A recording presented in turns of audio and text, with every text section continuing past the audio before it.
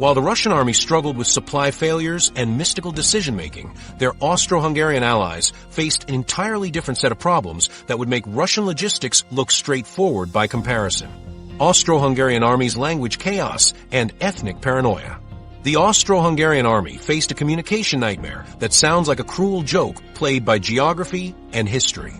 Individual military units contained soldiers speaking up to 11 different languages, including German, Hungarian, Czech, Polish, Croatian, Serbian, Romanian, Italian, Slovak, Slovene, and Ukrainian.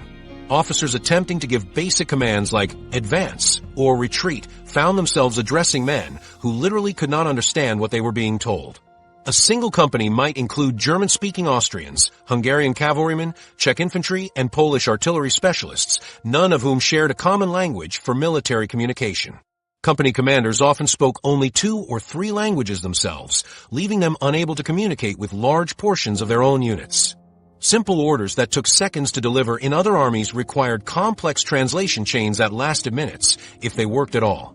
Military planners developed an elaborate system of hand signals and pictorial drawings to overcome language barriers, but these solutions created worse problems than the original communication issues. Officers drew pictures of tactical movements and battle plans, hoping soldiers would interpret sketches correctly during combat situations. Hand signals worked reasonably well during training exercises, but failed catastrophically when battle conditions included smoke, darkness, and artillery bombardments that made visual communication impossible. Some units developed their own unique gesture systems, meaning soldiers transferred between companies had to learn entirely new signal vocabularies. The pictorial order system led to disasters when soldiers misinterpreted drawings or when artistic abilities varied dramatically between commanding officers. Several documented battles failed because soldiers received contradictory visual orders or simply couldn't see hand signals through battlefield conditions. Ethnic paranoia infected the officer corps to such a degree that commanders regularly suspected their own soldiers of treason based purely on linguistic differences and regional accents. Officers from German and Hungarian backgrounds viewed Slavic soldiers with constant suspicion, believing that Czech, Serbian, or Polish troops would desert to enemy forces at the first opportunity. This suspicion extended to ridiculous extremes where soldiers speaking their native languages during off-duty hours faced accusations of plotting rebellion or communicating with enemy agents. Some commanders prohibited soldiers from speaking anything except German, even among themselves, creating an atmosphere of fear and resentment that destroyed unit cohesion.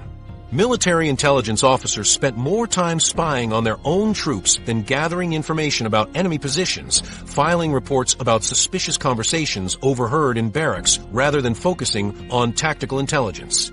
Mixed ethnicity firing squads executed soldiers for alleged disloyalty in scenes that epitomized the Army's internal dysfunction. These execution details included German soldiers shooting Czech prisoners, Hungarian guards executing Serbian troops, and Polish riflemen killing Romanian deserters, often without any shared language for final communications. The condemned soldiers frequently had no idea what charges they faced because court-martial proceedings were conducted in languages they didn't understand. Some executions proceeded without translators present, meaning accused men died without comprehending their alleged crimes or having opportunities to defend themselves. Military records show numerous cases where soldiers were executed for desertion when they had simply become separated from their units due to language confusion during complex troop movements. Austro-Hungarian military engineers developed universal military symbols intended to transcend language barriers, but these pictographic systems proved more confusing than helpful. The symbol system included hundreds of different icons representing everything from troop movements to supply requests, requiring soldiers to memorize complex visual vocabularies that changed frequently as commanders added new symbols. Different units often used conflicting symbol systems, meaning reinforcements arriving from other sectors couldn't interpret local military communications. The symbols themselves were poorly designed, with similar-looking icons representing completely different concepts that led to catastrophic mix-ups during battle planning. Some symbols were so abstract that even officers who designed them forgot their meanings within weeks of implementation. Soldiers throughout the Army developed the grim practice of writing wills in multiple languages because nobody knew which ethnic group would discover their bodies after battles. These multilingual testaments reflected soldiers' awareness that their final messages might need translation by Czech medics, Hungarian burial details, or German graves registration units. Some wills included up to 5 different language versions of the same message, with soldiers spending precious off-duty time ensuring their final wishes could be understood regardless of who found them. The practice also reflected deep uncertainty about unit composition, as soldiers couldn't predict which ethnic groups would survive battles to handle casualty processing and body identification. Military headquarters employed children as young as 12 years old as official translators for crucial battle communications, placing enormous responsibility on youngsters who barely understood military terminology in any language. These child translators handled orders between high-ranking officers and field commanders, meaning strategic decisions depended on pre-adolescent linguistic abilities. Some children worked 16-hour shifts translating complex tactical documents and urgent battlefield communications, while adults fought and died based on their interpretation accuracy. The practice created dangerous situations where military strategy depended on children's understanding of adult concepts like artillery coordinates, troop movements, and supply logistics. Several documented cases exist where translation errors by child interpreters led to friendly fire incidents or misdirected attacks. The uniform system created additional chaos by assigning completely different colors and styles to various ethnic units, making battlefield identification nearly impossible during combat conditions.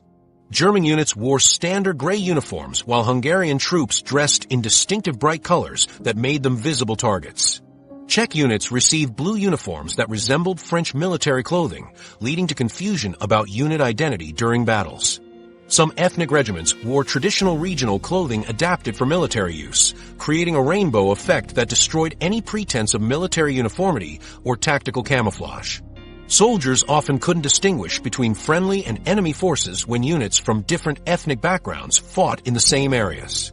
Religious services presented logistical nightmares as military chaplains attempted to provide spiritual support for Catholic, Orthodox, Muslim, and Jewish soldiers simultaneously.